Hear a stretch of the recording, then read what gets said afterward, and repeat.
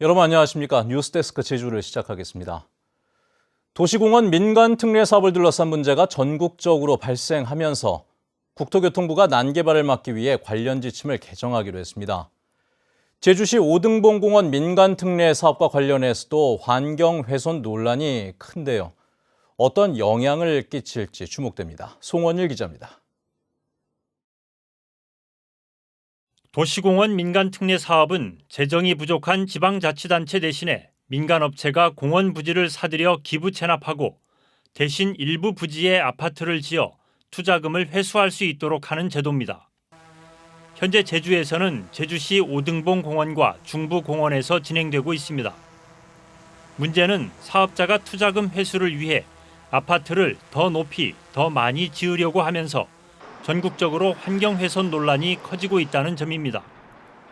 이 때문에 국토교통부는 최근 공원 기능을 강화하는 방향으로 관련 지침 개정안을 마련해 행정 예고했습니다. 도시공원 내 아파트를 지을 경우 주변 경관과 조화를 이뤄야 한다는 애매한 규정 대신에 스카이라인을 유지하고 조망을 확보할 수 있는 공간인 통경축을 확보하도록 구체화했습니다. 또 고밀도 개발을 막기 위해 아파트 용적률을 250% 이내로 제한하도록 했습니다. 통경축이나 이런 경관 부분에 대해서 고려가 부족하다는 얘기들이 좀 있어서 그런 부분들을 사전에 저희가 계획 기준을 마련해가지고 좀 보완하기 위한 거라고 생각을 해주시면 좋을 것 같습니다. 제주시 오등봉 공원의 경우 아파트 용적률은 200%지만 높이 45m, 14층 건물 30여 개 동에 1,400세대 넘는 대단지가 들어설 계획입니다. 이 때문에 환경단체에서는 한라산 조망권을 해치고 주변 환경을 훼손해 공원 기능을 상실한다며 반대하고 있습니다. 하천, 오름, 한라산, 그다음에 우리 하천 경관축 이런 부분들이 종합적으로 반영이 돼야 되지 않을까. 이런 것들을 좀 엄격하게 적용할 필요가 있지 않을까 생각합니다. 국토교통부의 지침이 개정되는 것을 계기로 도시공원의 기능을 유지하고 환경 훼손을 줄이기 위한 후속 대책이 마련될 수 있을지 주목됩니다. MBC 뉴스 송원일입니다. 제주도가 최상위 법정 계획인 제3차 제주국제자유도시 종합계획을 확정 고시했습니다. 이번 제3차 종합계획은 사람과 자연이 공존하는 스마트 사회 제주를 비전으로 오는 2031년까지 10년 동안 20조 4천억 원을 투입해 18개 핵심 사업과 120개 전략별 사업을 추진하게 됩니다. 핵심 사업에는 제주 트램 사업과 글로벌 특화 교육도시, 제주형 혁신 물류단지 조성 사업 등이 포함됐습니다. 축구장 면적에 달하는 제주 곶자왈 임야를 무단 훼손한 농업회사 대표 등 2명이 자치경찰에 적발됐습니다. 이들은 개발이 가능한 것처럼 속여 비싼 값에 땅을 되팔기 위해 땅을 깎아내고 진입로까지 만들었다고 합니다. 박주영 기자의 보도입니다. 제주시 애월읍의 한 임야. 수풀이 우거진 곶자왈 사이에 느닷없이 넓은 도로가 났습니다. 길 옆에는 높이 1m의 흙이 깎여진 채 나무 뿌리가 그대로 드러났습니다. 높이 8m에 이르는 암석지대는 중장비로 5천여 톤을 깎아낸 뒤 평평하게 하는 작업까지 마쳤습니다.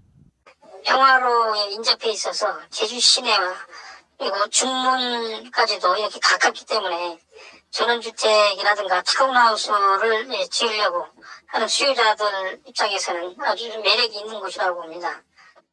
경찰 조사 결과 해당 부지 소유주인 농업회사법인 대표 A씨는 지난해 토지 일부를 B씨에게 팔았고 이들은 함께 땅을 비싼 값에 되팔기 위해 불법으로 훼손한 것으로 드러났습니다. 이들은 대형 중장비를 동원해 해송과 화렵수 40여 그루와 곶자왈 식물들을 무단으로 훼손했습니다. 훼손된 면적은 축구장과 비슷한 7,100여 제곱미터. 생태계 보전지구로 개발이 제한된 곳이지만 허가 없이 무단 훼손한 겁니다. 산림의 모습이지만 산림의 모습이 아닌 이런 대지의 모습으로 바뀌었을 때는 뭐 육지 사람들이나 아니면 외부 사람들 같은 경우에는 그 건축이 가능하다고 생각할 수도 있고 그래서 매매가 실제로 가능하기도 합니다. 제주도 자치경찰단은 A씨와 공범 B씨를 산지관리법 위반 등의 혐의로 구속하고 훼손된 임야는 원상 회복 조치하도록 제주시로 통보했습니다. MBC 뉴스 박주연입니다. 네, 코로나19 확산 2년째. 길어지는 코로나19 사태에 많이 지치고 힘드실 겁니다. 그래도 올 한 해 거듭되는 감염 확산 시기마다 위기 극복에 힘을 보탠 의료진과 공무원, 도민들의 헌신은 꼭 기억을 해야겠죠. 백신 접종이 본격적으로 시작되면서 이어진 코로나19와의 사투 현장을 영상으로 담아봤습니다.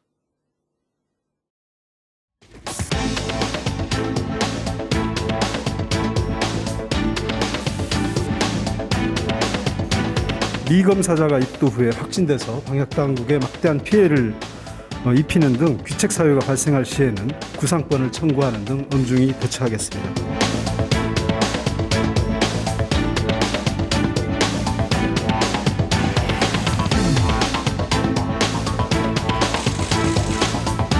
요양병원과 요양시설 입소 종사자를 1차 접종하고 남은 물량은 2차 접종에 사용될 예정입니다.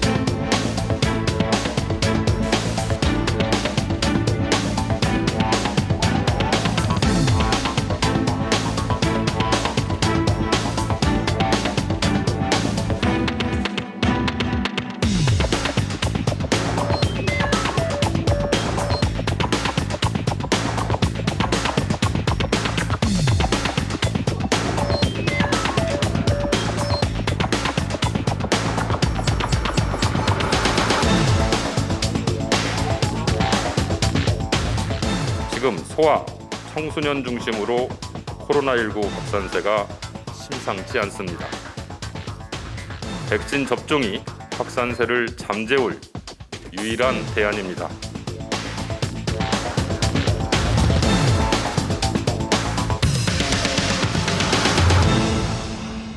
오염이 돼버리면 실험실 전체가 이제 오염이 돼버리는 거니까 저희 연구원 자체가 셧다운이 돼야 되는 상황이 발생하면 안 돼서 그걸 좀 조심하려고 안 만나고 있습니다. 하면은 이제 옷이 다 젖어가지고 뭐 속옷까지 전부 젖을 지경입니다.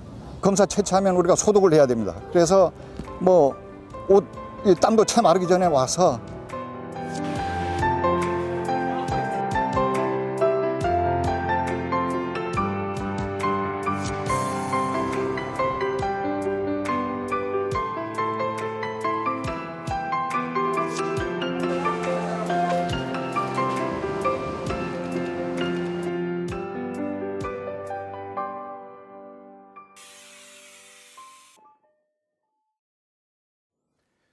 네, 다음 소식 전해드리겠습니다. 제주에서 코로나19 오미크론 변이 확진자 1명이 또 추가 확인됐습니다.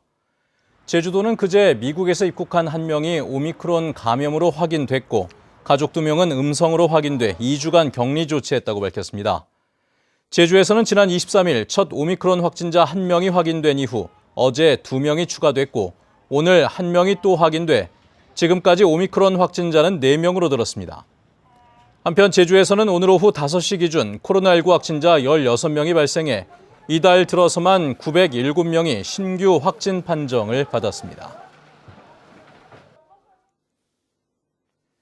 다음은 희망 2022 나눔 캠페인 성금을 보내주신 분들입니다. 용담 다목적 센터 내 제주 펜플룻 벗들 10만 원, YWCA 문주란 클럽 일동 30만 원, 노영동 월산 부녀회에서 20만 원을 보내주셨습니다. 성금을 맡겨주실 분은 내년 1월 31일까지 제주사회복지 공동모금회로 문의하시거나 제주은행이나 농협계좌로 보내주시면 됩니다. 고맙습니다. 제주에서 출생신고가 안 된 10대와 20대 세 자매가 확인돼 경찰이 수사에 나섰습니다. 제주 동부경찰서는 15살 딸을 학교에 보내지 않고 방치한 혐의로 40대 여성 A씨를 입건했는데 경찰 조사 결과 A씨는 24살과 22살 된 딸을 포함해 세 자매를 출생신고조차 하지 않고 의무 교육도 시키지 않은 것으로 드러났습니다.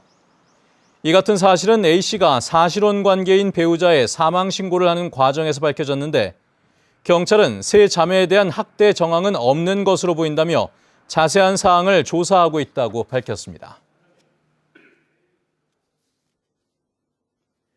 택시기사 월급제인 전액관리제가 기형적으로 운영되고 있다는 제주 MBC 보도와 관련해 택시기사 노조가 위법 행위 개선을 촉구하고 나섰습니다.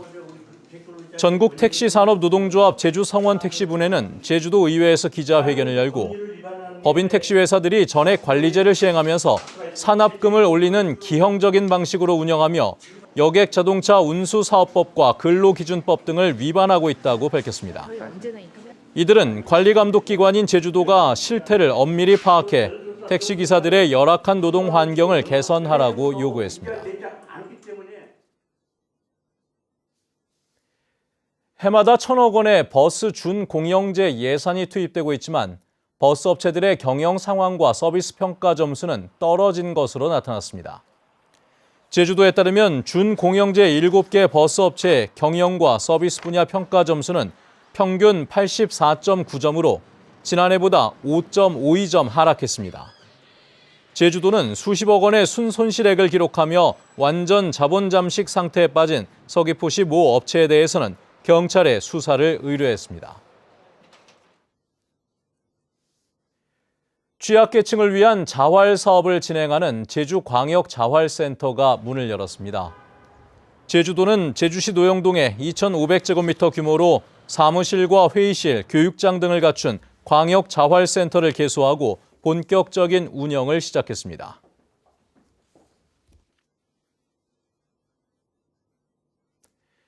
뉴스데스크 제주를 마칩니다. 시청해주신 여러분 고맙습니다.